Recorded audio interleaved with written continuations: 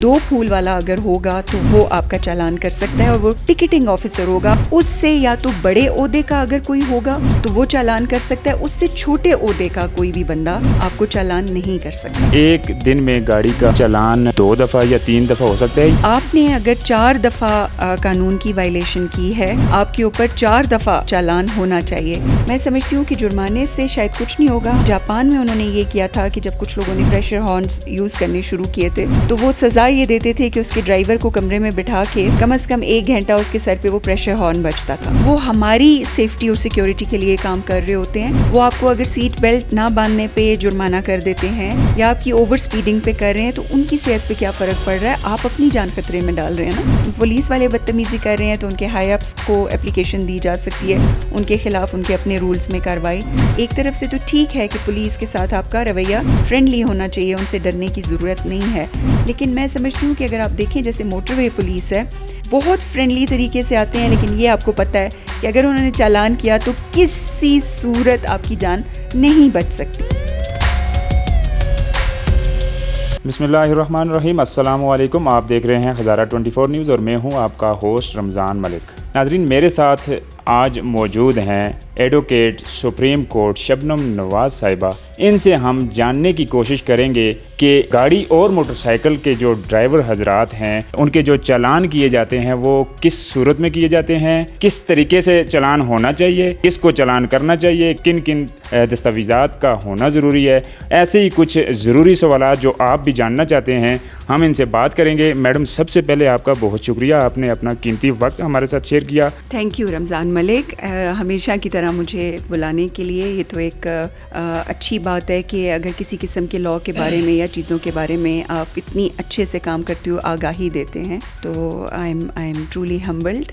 Ma'am, सबसे पहले मुझे बताइएगा कि जो गाड़ी का चालान किया जाता है, गाड़ी या मोटरसाइकिल, वो किन किन गलती की वजह से किया जाता है? पाकिस्तान का आइन और कानून कितना ट्रैफिक इंस्पेक्टर को जो है इख्तियार देता है? देखिए, ऐसा है कि ट्रैफिक के अपने कवानीन हैं और आपका जो चालान है आपकी गाड़ी का, आपके पास यानी कि कौन कौन से डॉक्यूमेंट्स होने चाहिए कि ताकि आपका चालान ना हो। एक तो ये है कि गाड़ी की रजिस्ट्रेशन होनी चाहिए, रजिस्ट्रेशन बुक आपके पास होनी चाहिए और प्रॉपर अपडेटेड होनी चाहिए, ठीक है। फिर जिस गाड़ी को आप चला रहे हैं उसका आपके पास चलाने का लाइसेंस हो, ठीक है। LTV के लिए अलग लाइसेंस होता है, HTV के लिए अलग होता है, उसके लिए अलग रिक्वायरमेंट है।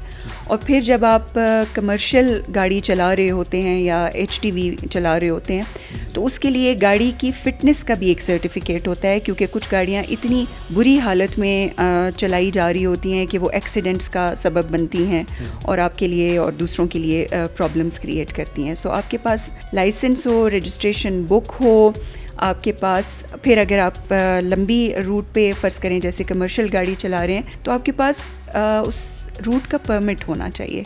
अगर ये डॉक्यूमेंट्स आपके पास हैं तो you are good to go, आपको कोई चालान नहीं करेगा, ठीक है। अच्छा मैम, बताइएगा कि जो चालान करने वाला होता है, गाड़ी या मोटरसाइकिल का चालान करने वाला ट्रैफिक वार्डन होता है, वो किस ओहदे पर मामूर होना उसका ज़रूरी है चालान करते वक्त?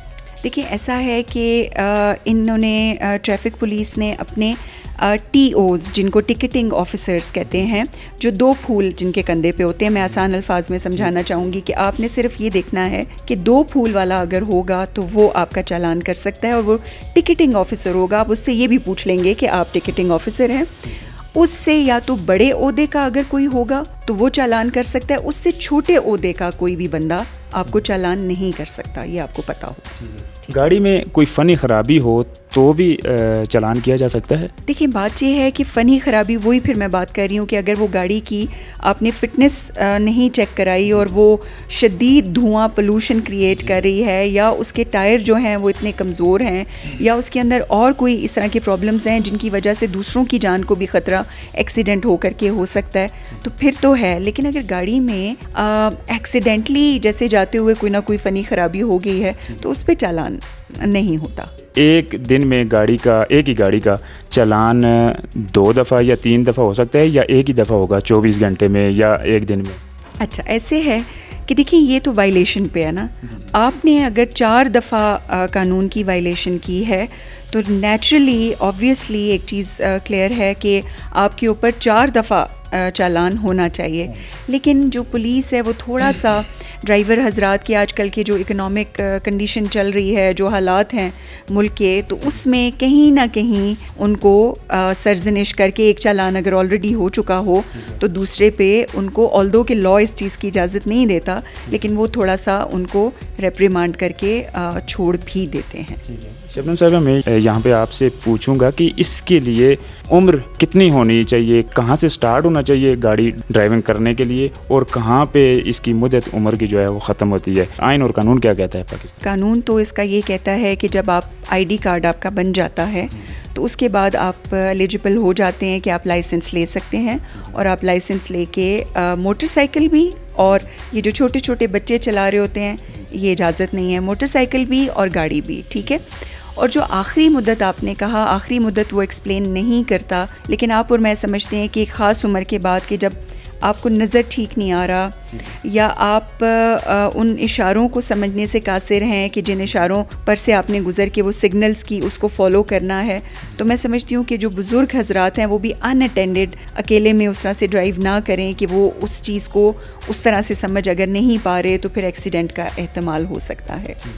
اچھا, چلان اگر ہو جائے تو اس کا جو چلان پے ہوتا ہے وہ وہیں موقع پر کرنا چاہیے یا کہ آفس میں کرنا چاہیے جا کے؟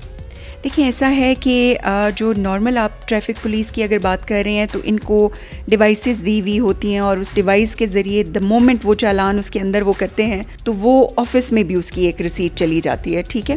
سو اس میں یہ ہے کہ اگر تو دفتر قریب ہو, کیونکہ ہر ڈسٹرکٹ کا ایک آفس ہوتا ہے جس کے پاس جا کر کے ایک کانٹریکٹ ہوتا ہے پولیس کا ان کے ساتھ کہ آپ نے چالان جمع کرانا ہوتا ہے. اگر تو قریب ہے, رسید ضرور حاصل کریں اور اس آفس میں جا کے خود جمع کرا دیں. میم, وہ رسید کیسے پتہ چلے گا کہ یہ اصلی ہے یا نقلی؟ دیکھیے, پہلے ہوا کرتا تھا مینول رسیدیں ہوا کرتی تھیں, تو جس میں کسی بھی قسم کا اس چیز کا احتمال ہو سکتا تھا کہ یہ نقلی بھی ہو سکتی ہے. لیکن اب صورتحال یہ ہے, چونکہ کمپیوٹرائز سسٹم ہے, ایک ڈیوائس ہے ان کے پاس, دا مومنٹ وہ اس میں وہ کرتے ہیں آفس میں ایگزیکٹ اس کی انفارمیشن ساری کی ساری, کس کا چالان ہوا, کہاں ہوا, کتنے کا ہوا, کس وجہ سے ہوا, وہ سارا کچھ ان کے پاس چلا جاتا ہے. سو اس لیے اس میں اس کا احتمال بہت کم ہے. لیکن پھر بھی اگر کسی کو شک ہو تو کورٹ آف لاء میں ہر ان کا جو چالان اور ہر جو یہ جرمانہ ہے وہ چیلنجیبل ہے, وہ چیلنج کیا جا سکتا ہے.